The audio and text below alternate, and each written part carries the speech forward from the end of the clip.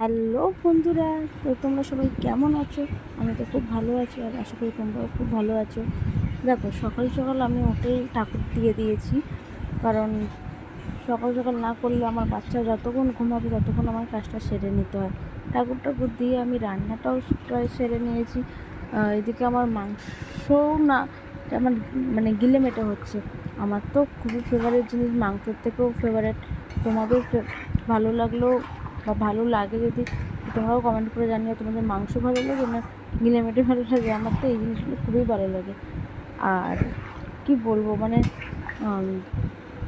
নিজের হাতের রান্না তো আমি নিজের হাতে রান্না করতেও খুব পছন্দ করি। আর আমি রান্না করলে তোমাদের দাদাভাই খুব খেতে ভালোবাসে। আর ছেলে বা ঘুমালে পরে আমি সব করে নিই, কেননা ও জানোই তো, যাদের বাচ্চা আছে, যারা মা তারা জানোই যে বাচ্চা কতটা জ্বালাতন করে উঠলে পরে। ওই জন্য তাড়াতাড়ি আমাকে সেরে নিতে হয়। আর স্নান টান করেও নিয়েছি আর রান্নাটাও বসে দিয়েছি, কারণ আগে স্নান টান না করে না ওইগুলো ধরাও যায় না। ওই জন্য থাক, আগে সব কিছু করে নিই।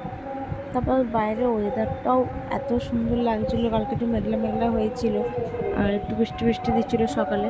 তো ওয়েদারটাও আমার ওরকম, তো ওয়েদার খুবই ভালো লাগে।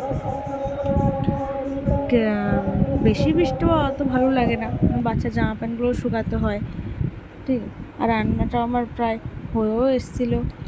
আর ছেলেও আমার উঠে গেছে, ওকে আমি খেলনাগুলো ধরে দিচ্ছি, যেহেতু রান্না করতে হবে আমাদের, আরও কাজ আছে।